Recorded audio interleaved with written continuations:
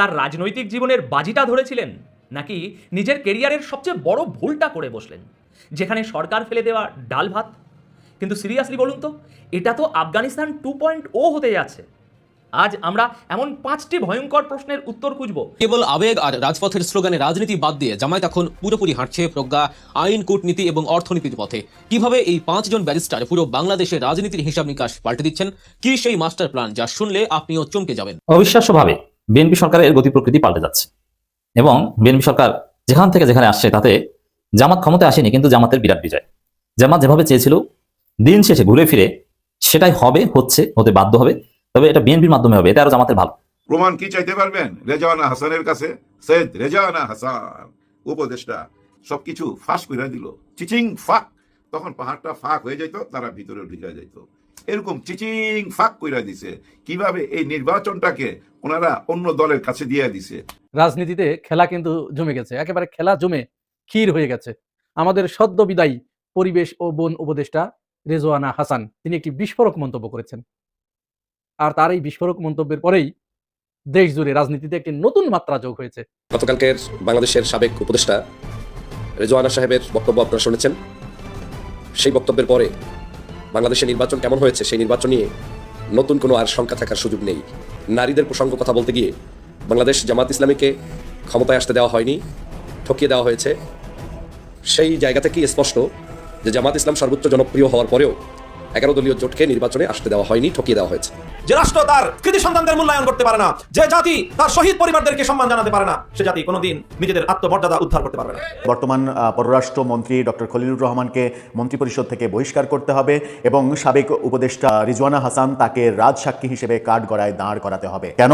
কারণ election engineering এর ব্যাপারে রাজসাক্ষী হয়ে পড়েছেন রিজওয়ানা হাসান এবং খলিলুর রহমান সরকারের থেকে বিএনপির পক্ষে কাজ করে ইলেকশন ইঞ্জিনিয়ারিং করে বিএনপিকে জিতিয়ে এনেছেন গত নির্বাচনে। আসসালামু আলাইকুম দর্শক, আশা করি সবাই ভালো আছেন। নতুন একটি ভিডিওতে সবাইকে স্বাগতম। দর্শক, যারা আজকের এই তথ্যবহুল ভিডিওটি ক্লিক করেছেন তাদেরকে বলবো মনোযোগ সহকারে আজকের এই ভিডিওটি সম্পূর্ণভাবে দেখবেন।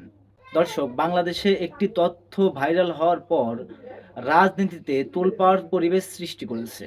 দর্শক, সাবেক বন এবং পরিবেশ উপদেষ্টা রেজওয়ানা মেয়েদের প্রসঙ্গে কথা বলতে গিয়ে গত নির্বাচনে ইঞ্জিনিয়ারিংয়ের মাধ্যমে জামাতকে হারানো হয়েছে সেই বিষয়টি মুখ ফসকে বলে দিয়েছেন। দর্শক, এই ঘটনাটি ঘটার পর বড় বড় বিশ্লেষকরা ধারণা করছেন গত নির্বাচনে খুব কঠিন একটি ষড়যন্ত্রের মাধ্যমেই বাংলাদেশি জামাতে ইসলামকে হারানো হয়েছে। দর্শক, যেখানে বাংলাদেশের জনগণের কাছে বাংলাদেশের জামাতি ইসলামের জনপ্রিয়তা একদম তুঙ্গে ছিল, সেখানে ভোটে হারার পর বাংলাদেশের জনমনে একটি প্রশ্ন রয়ে যায় যে এত জনপ্রিয়তা থাকা সত্ত্বেও কিভাবে এই বাংলাদেশ জামাতি ইসলাম হেরে গেল এই নির্বাচনে। দর্শক, সে সকল তথ্য নিয়েই আজকের এই ভিডিওটি সাজানো হয়েছে। ভিডিওর শুরুতেই বেশ কিছু ভিডিওর অংশবিশেষ আপনারা দেখেছেন, তা থেকে হয়তো ইতিমধ্যেই আন্দাজ করতে পেরেছেন আজকের এই ভিডিওটি আপনাদের জন্য কতটুকু গুরুত্বপূর্ণ হতে চলেছে। অতএব চলুন প্রিয় দর্শক শ্রোতা, কথা না বাড়িয়ে একটি লাইক দিয়ে ধারাবাহিকভাবে সম্পূর্ণ ভিডিওটি দেখে আসি। আইন কেমন জানেন? মাকড়সার জালের মতো। হ্যাঁ, মাকড়সার জালের মধ্যে দেখবেন ছোট ছোট পোকামাকড় আটকা পড়বে। মাকড়সার জালে কি কোনো জানোয়ার আটকা পড়বে? না, ওই জানোয়ার মাকড়সার জাল ছ্যাদ করে বাইরে যাবে। তার মানে কি জানেন, এই আইন কানুন সবকিছু গরিবের জন্য, ধনীদের জন্য না। ধনীরা ওই জাল ছিঁড়া বাইরে যেত। কেন কথাগুলো বলতেছি একটুখানি শোনাই। তার সাথে বাংলাদেশে ব্যাংক লুটপাটকারী, ব্যাংক ধ্বংসকারী। কার সাথে এটা শুনতে হবে। বর্তমান যে গভর্নর, তার সাথে বাংলাদেশে ব্যাংক লুটপাটকারী, ব্যাংক ধ্বংসকারী এস আলমের ব্যবসায়িক প্রতিষ্ঠানে শেয়ার রয়েছে। এস আলমের সাথে তার পুরনো বিজনেস, এবং শোনা যাচ্ছে এস আলমই উনাকে ওই চেয়ারে বসাইছে, বাংলাদেশ ব্যাংকের গভর্নরের চেয়ারে। আচ্ছা, আর কি কি বলছে একটু টাইনা দিয়ে শুনি, এটা অনেক বড়। কোন একটি ব্যাংকে 1000 কোটি টাকা ইতিমধ্যে সেখানে, মানে উনি ক্ষমতা বসার সঙ্গে সঙ্গে কোন একটি ব্যাংকে 1000 কোটি টাকা লোন দিছে। গুড। তারপরে আরো কি দেখেন, শুনেন। এবং আরো জানা যায় তার বাবার একটা ইন্ডাস্ট্রি, সেই ইন্ডাস্ট্রিতে সে 800 কোটি টাকা লোন দেওয়ার ব্যবস্থা হ্যাঁ, হ্যাঁ, সরকারের কি উচিত হবে ওনার ব্যাপারে তদন্ত করা। যাই হোক, দেখেন বাংলাদেশ গভর্নরের পোস্টটা কিন্তু বিশাল বড় পোস্ট। এই যে যমুনাতে যেমন আমাদের উপদেষ্টা ডক্টর ইউনূস স্যার ছিলেন না, ওনার জন্য কিন্তু একটা বাড়ি আছে গুলশানে, হ্যাঁ, বাংলাদেশ ব্যাংকের গভর্নরের বাড়ি। এই বাড়ির সমস্ত খরচ কিন্তু সরকার চালায়। এখানেও কিন্তু বডিগার্ড, চাপরাশি, রান্না বান্না, মাছ মাংস যা কিছু আসে সব ওই সরকারি টাকায়। সরকারের অনেক টাকা খরচ কিন্তু ওনার পিছনে। কারণ কি জানেন, ওনার সিগনেচার থাকে তো টাকার মধ্যে। বাংলাদেশ ব্যাংকের গভর্নরের সিগনেচার থাকে, বাংলাদেশ ব্যাংকের গভর্নর। আরে বাপ রে বাপ, উনি ঋণ খেলাপি হইলে কি হবে, উনি এস আলমের বন্ধু হইলে কি হবে, ওনার সিগনেচার লাগবে তো এখানে। শোনা যাচ্ছে এস আলম এই নির্বাচনে নাকি প্রচুর টাকা ঢালছে, প্রচুর, 2 হাতে বস্তায় ভৈরা ভৈরা। যাই হোক, এগুলার কোনো প্রমাণ তো আমার কাছে নাই, কে আবার প্রমাণ চাইেন না। প্রমাণ কি চাইতে পারবেন? রেজওয়ানা হাসানের কাছে, সৈয়দ রেজওয়ানা হাসান উপদেষ্টা, ভদ্র মহিলা সবকিছু ফাঁস করে দিল, চিচিং ফাঁক। ওই যে আলিবাবা 40 চোরের গল্প শুনছিলেন আপনারা, তারা কি করতো জানেন? পাহাড়ের ভিতরে থাকতো আর বাইরে আইসা ডাকাতি করতো, কিন্তু পাহাড়ের ভিতরে ঢুকতো কেমনে? ওই পাহাড়ের সামনে আইসা বলতো চিচিং ফাঁক, তখন পাহাড়টা ফাঁক হয়ে যেত, তারা ভিতরে ঢুকে যেত। এরকম চিচিং ফাঁক কইরা দিছে। কিভাবে এই নির্বাচনটাকে ওনারা অন্য দলের কাছে দিয়ে দিছে, নির্বাচনটাকে কিভাবে চিচিং ফাঁক কইরা দিছে সে ব্যাপারে একটা সাক্ষাৎকার দিছে। পুরো সাক্ষাৎকারটা আমি শুনছি ভাই, পুরো সাক্ষাৎকারটা আমি মনোযোগ দেওয়া শুনছি। ওইখানে সাংবাদিক কিন্তু ধীরে ধীরে তাকে ওইদিকে নিয়ে গেছে। ওনাকে প্রশ্ন করা হয়েছিল, ওই যে মাজার ভাঙা, বাওয়ালদের উপরে অত্যাচার হইলো, আবার এক মাজার থেকে লাশ উঠায়া আগুন দিয়া পোড়ানো, ওইসব ব্যাপারগুলো আলোচনা করতেছিল। তখন উনি বলতেছিল, সেই শক্তিকে তো আমরা মাথা চারা দিয়া উঠতে দেই নাই, তাদের বিপক্ষে ছিলাম আমরা, এটাই উনি বলছে।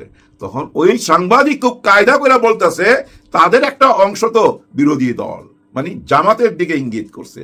তখন উনি বলতেছে, ভদ্র মহিলা বলতেছে, তাদেরকে তো আমরা মেন স্ট্রিমে আসতে দেই নাই, মানে মূল ধারায় আসতে দেই নাই, রুইখা দিছি। এর অর্থ কি জানেন? নির্বাচনে রুইখা দিছি, এটাই তো বোঝা গেল। এখন এটার উত্তর তো ওনাকে দিতেই হবে। উনি তো শপথ করছিল কোন রকম কারো পক্ষে যাবে না, নিরপেক্ষ থাকবে, এই শপথ কইরাই তো ওই চেয়ারে বসছিল। কিন্তু উনি যে কথাটা বললেন, উনি তো নিরপেক্ষ না। এবং জামাত ইসলামে নারীদের কি অবস্থান সেটা নিয়ে উনি খুব চিন্তিত, ওইটা নিয়ে উনি বর্তমানে কাজ করতেছে। কারণ উনি হচ্ছে আসলেই শাহবাগী, অতীতে বোধহয় শাহবাগে ওনার যাওয়া আসা ছিল, কথাবার্তা ওই শাহবাগীদের মতো। এখন উনি যেটা বলছে এটা তো রাজ সাক্ষী হয়ে গেল। জামাত ইসলাম দাবি করছে যে উনি আমাদের রাজ সাক্ষী। এই নির্বাচনটাকে যে এদিক সেদিক করা হয়েছে এটা তো ওনার কথাতেই বোঝা যায়, তাই না ভাই? উনি কেন এই কথা বলবে? কখনো যেন এই জাতীয় শক্তি মেইন স্ট্রিম না হতে পারে, আমরা সেই কাজটা করতে পেরেছি, তাদেরকে আমরা মেইন স্ট্রিম হতে দেই নাই। এখন দেখেন ওনার এই কথায় কিন্তু ডক্টর ইউনূস স্যারও কলঙ্কিত হচ্ছে। হ্যাঁ, ডক্টর ইউনূস স্যার কি জানতো না ওনার ভিতরে ভিতরে ওনার উপদেষ্টারা যে এসব আকাম কুকাম করতেছিল? এটা কি জানতো ডক্টর ইউনূস স্যার? মনে হয় না জানতো। ওনাকে অন্ধকারে রাইখাই করা হয়েছে, যার জন্য দেখেন না উনি একদম চুপ, বোবা হয়ে গেছে, কোনো কথাবার্তা নাই। উনি যেভাবে স্বপ্ন দেখাইছিল আমাদেরকে, এতে তো ওনার মুখে খই ফুটার কথা, তাই না? নির্বাচনের পর, কারণ গণভোট তো জয়যুক্ত হয়েছে, ওনার মুখে তো খই ফুটার কথা। উনি তো বলছিলেন গণভোটের মাধ্যমেই এই দেশটা নতুন একটা পথ খুঁজে পাবে, নতুন যাত্রা হবে, নতুন একটা বাংলাদেশ হবে। সবই তো চুদলিং পং হয়ে গেল। অবিশ্বাস্যভাবে বিএনপি সরকারের গতি প্রকৃতি পাল্টে যাচ্ছে এবং বিএনপি সরকার যেখান থেকে যেখানে আসছে তাতে জামাত ক্ষমতায় আসেনি, কিন্তু জামাতের বিরাট বিজয়। জামাত যেভাবে চেয়েছিল দিন শেষে ঘুরে ফিরে সেটাই হবে, হচ্ছে, হতে বাধ্য হবে। তবে এটা বিএনপির মাধ্যমে হবে, এটা আরো জামাতের ভালো। যেমন ব্যাপক সংস্কারের অনেক কিছু একদম সংবিধান বাতিল করে তছনছ করে দেওয়া, জুলাই এবং 71 প্রায় কাছাকাছি নিয়ে যাওয়া, এটা জামাত করলে অনেক সমালোচনা হতো। যেমন জামাত ক্ষমতায় এসে জুলাই যোদ্ধাদের ভাতা দিলে বা বাড়িয়ে দিলে প্রশ্ন উঠতো যে না এরা 71কে ছোট করতে হয়। জুলাই যোদ্ধা, জুলাইদেরকে আবার যোদ্ধা বলা হবে কেন? এর মানে মুক্তিযুদ্ধের সম্মান করছে, তারা মুক্তিযুদ্ধের সাথে তুলনা করছে। আবার মুক্তিযোদ্ধাদের ভাতা দেওয়া হয়, আবার জুলাই যোদ্ধাদেরও ভাতা দেওয়া হয়, আবার জুলাই এবং মুক্তিযুদ্ধ এই দুইটা একই মন্ত্রণালয়ের অধীনে। তো এর মানে জামাত 71কে ছোট করছে, নানান প্রশ্ন উঠতো। তার চাইতে বরং জামাত যেটা চায় বা যেটা হওয়া উচিত ওইটা বিএনপির মাধ্যমে হোক, তাহলে ভালো। সেই জন্য এবার ক্ষমতায় না এসে এবার জামাতের জন্য ভালো হয়েছে। বিএনপিকে চাপ দিয়ে জামাত যা করার, যা করতে চেয়েছিল সেটা করিয়ে নিবে, তাহলে বিতর্ক হলো না। এবং নতুন বাংলাদেশ যেটা, যে বাংলাদেশে অনিবার্য বাস্তবতা ঘুরে ফিরে জামাত ক্ষমতায় আসা, সেটাও হবে। দেখেন জুলাই ভিত্তিক বাংলাদেশ হলে অনিবার্যভাবে জামাত ক্ষমতায় আসবে এবং জুলাই ভিত্তিক বাংলাদেশ এটা বিএনপির হাত ধরেই হতে বাধ্য, নইলে বিএনপি টিকতেই পারবে না। জামাত এনসিপি এই অবস্থা করবে। বিএনপি ডুয়েল গেম খেলছে, আদালতকে ব্যবহার করছে, সাপলুডু খেলছে এবং তাদের ইশতেহারের আলোকে নানান ছলচাতুরি করার চেষ্টা করছে। যাই করুক না কেন লাভ নেই। বিএনপি দিন শেষে ঘুরে ফিরে জুলাই সনদ বাস্তবায়ন করতে বাধ্য হবে, নইলে ক্ষমতা ছেড়ে চলে দিতে হবে, নইলে আরেকটা গণঅভ্যুত্থানের মুখে পড়বে বিএনপি। তো এটা তো জামাতের জন্য ওভারঅল ভালো যে বিএনপি সরকার বাধ্য হয়ে সবকিছু করছে। দেখেন, এরকমই একটা জামাতের স্বপ্নের একটা কাজ, যেটা জামাত করতে গেলেও বরং আরো চ্যালেঞ্জের মুখোমুখি হতে হতো, এটা নীরবে নিবৃত্তি বিএনপির মাধ্যমে হয়ে যাচ্ছে। মজা না? তো এটাই হচ্ছে যে বিএনপি যেটা চেয়েছিল, বিএনপি চেয়েছিল জুলাইকে ভুলিয়ে দিতে, ধীরে ধীরে জুলাই থেকে বেরিয়ে আসতে, কিন্তু এটা পারবে না। তাহলে বিএনপি ক্ষমতায় থাকবে না। যেহেতু বিএনপির প্রধান প্রায়োরিটি ক্ষমতায় টিকে থাকতে হবে, ক্ষমতায় টিকে থাকতে হলে এটা করতে হবে, এই জন্য এটা করবে।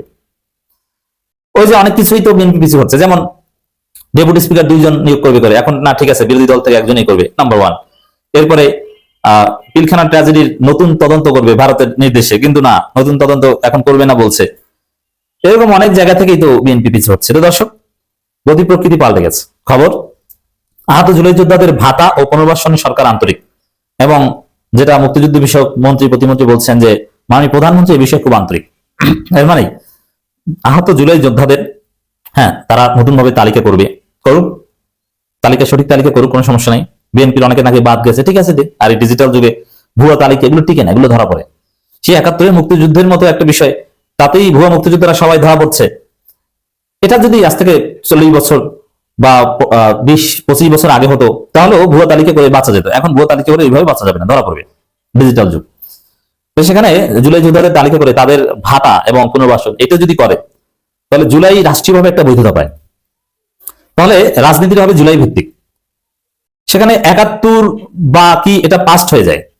71 থেকে অস্বীকার করছে না, 71-এর ধারাবাহিকতা 24, কিন্তু 71-এর প্রজন্ম তো নাই, তারা তো সবাই মারা গেছে, প্রায় 2-4 জন আছে। এবং আজ থেকে 5-7 বছর পরেই 71-এর যোদ্ধা এটা পরিচয় দেওয়ার মতো লোক থাকবে না। তখন রাজনীতিতে সব জায়গায় আমি 24-এর যোদ্ধা, আমি জুলাই যোদ্ধা, এটা রাজনীতি ডমিনেট করবে।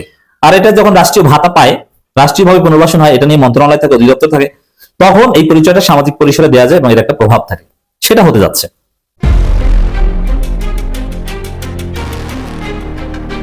খাদের কিনারা থেকে উঠে এসে ক্ষমতার একেবারে কেন্দ্রবিন্দুতে যে দলটিকে সবাই প্রায় মৃত ভেবেছিল, সেই বাংলাদেশ জামায়াতে ইসলামী এখন জাতীয় সংসদে 68টি আসন নিয়ে সগর্বে প্রধান বিরোধী দলের আসনে বসেছে।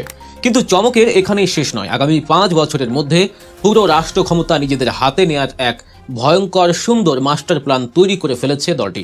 আর এই মেগা মাস্টার প্ল্যানের নৈপথ্যের কারিগর হিসেবে কাজ করছেন 5 জন তুখোর, তীক্ষ্ণ বুদ্ধিসম্পন্ন এবং চৌকস ব্যারিস্টার। কেবল আবেগ আর রাজপথের স্লোগানে রাজনীতি বাদ দিয়ে জামায়াত এখন পুরোপুরি হাঁটছে প্রজ্ঞা, আইন, কূটনীতি এবং অর্থনীতির পথে। কিভাবে এই 5 জন ব্যারিস্টার পুরো বাংলাদেশের রাজনীতির হিসাব নিকাশ পাল্টে দিচ্ছেন, কি সেই মাস্টার প্ল্যান যা শুনলে আপনিও চমকে যাবেন। 2024 সালের জুলাই বিপ্লবের কথা সবারই মনে আছে।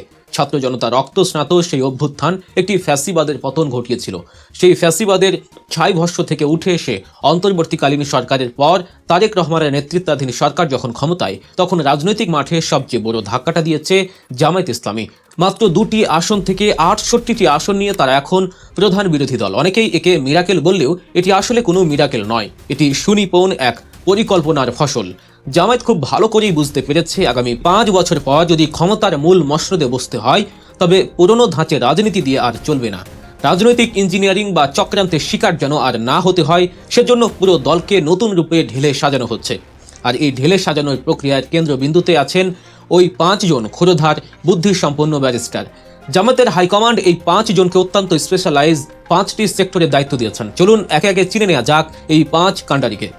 প্রথমে আসা যাক ব্যারিস্টার শাহরিয়ার কবিরের কথায়। এতদিন যাকে আপনারা টকশো কাঁপানো একজন তুখোর বক্তা হিসেবে চিনতেন, যার আইনি যুক্তি আর বাক্যবাণে প্রতিপক্ষ কুপকাত হতো, তিনি এখন জামায়াতের আইনি লড়াইয়ের প্রধান সেনাপতি।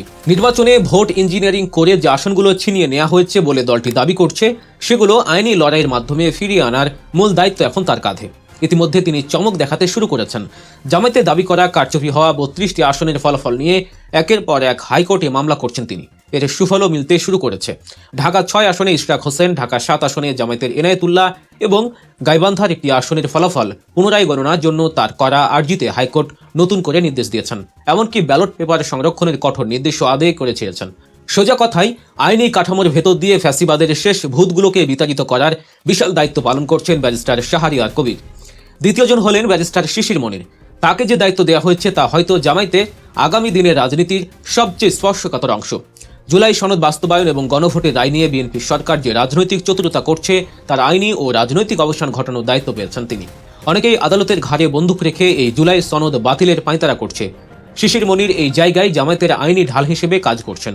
এর পাশাপাশি তার কাঁধে রয়েছে আরেকটি বিশাল দায়িত্ব, ছায়া সংসদ বা শ্যাডো পার্লামেন্ট গঠন করা। এটি গণতান্ত্রিক রাষ্ট্রে বিরোধী দলের ছায়া সংসদ অত্যন্ত গুরুত্বপূর্ণ। সরকারের প্রতিটি ভুল পলিসি ধরে ধরে তার কাউন্টার পলিসি বা বিকল্প নীতি জাতির সামনে উপস্থাপন করবে এই ছায়া সংসদ। আর এর নেতৃত্ব দেবেন শিশির মনির। এটি আগামী নির্বাচনের জন্য জামায়াতের এক শক্তিশালী ইস্তেহার হিসেবে কাজ করবে। দর্শক, রাজনীতির ভেতরের এমন সব গভীর বিশ্লেষণ এবং অজানা তথ্য সবার আগে নির্ভুলভাবে জানতে গল্প নিউজ চ্যানেলটি এখনই সাবস্ক্রাইব করুন। চলুন ফিরে যাই আমাদের মূল আলোচনায়।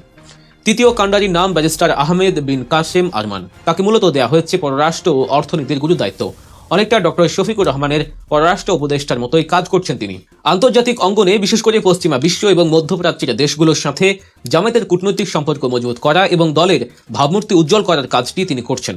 তবে তার দায়িত্ব কেবল কূটনীতিতেই সীমাবদ্ধ নেই। দেশের অর্থনীতি নিয়ে এক বিশাল মাস্টার প্ল্যান নিয়ে মাঠে নেমেছেন তিনি। সরাসরি দেশে সরাসরি বিদেশি বিনিয়োগ বা এফডিআই আনার বিষয়ে কাজ শুরু করেছেন।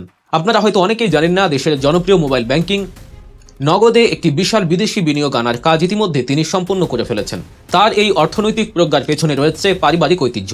তার বাবা শহীদ মীর কাশেম আলী ছিলেন এই দেশের শীর্ষ উদ্যোক্তাদের একজন, যার হাত ধরে গড়ে উঠেছিল ইবনে সিনা ট্রাস্ট এবং ইসলামী ব্যাংকের মতো প্রতিষ্ঠান। বাবার সেই অর্থনৈতিক দূরদর্শিতাই যেন আজ ব্যারিস্টার আরমানের মাধ্যমে দেশের কাজে লাগছে। আমাদের তালিকার চতুর্থ ব্যারিস্টার হলেন নজিবুল্লাহ মোমেন। তাকে দেওয়া হয়েছে জাতীয় সংসদের ভেতরে জামায়াতের রাজনীতির কন্ট্রোল প্যানেলের দায়িত্ব। তিনি সরাসরি সংসদীয় রাজনীতি নিয়ে কাজ করবেন। তবে সবচেয়ে চমকপ্রদ খবর হলো জামায়াত ইসলামী তাকে জাতীয় সংসদের ডেপুটি স্পিকার পদে বসানোর সিদ্ধান্ত নিতে যাচ্ছে। যদি সত্যি এমনটা ঘটে তবে তা হবে জামায়াতের জন্য এক বিশাল রাজনৈতিক বিজয়। একজন তরুণ উচ্চশিক্ষিত ব্যারিস্টার যখন ডেপুটি স্পিকারের চেয়ারে বসে সংসদ পরিচালনা করবেন, তখন পুরো দেশবাসী জামায়াতের একটি সম্পূর্ণ নতুন, আধুনিক এবং স্মার্ট চেহারা দেখতে পাবে। এছাড়া শুধু সংসদ নয়, স্থানীয় সরকার বা লোকাল গভর্নেন্স নিয়ে কাজ করা এবং তৃণমূলের জনপ্রতিনিধিদের সাথে কেন্দ্রীয় কাঠামো সমন্বয় করার বিশেষ অ্যাসাইনমেন্টও তাকে দেওয়া হয়েছে। সবশেষ এবং পঞ্চম জন হলেন সাবেক তুখোড় ছাত্রনেতা ব্যারিস্টার মাহবুবুর রহমান সালেহী। রাজপথে লড়াকু এই নেতাকে এবার দেওয়া হয়েছে অত্যন্ত টেকনিক্যাল এবং বুদ্ধিভিত্তিক এক দায়িত্ব। জামায়াতের যে 68 জন এমপি এবার সংসদে গেছেন, তাদের অনেকেই প্রথমবারের মতো নির্বাচিত হয়েছেন।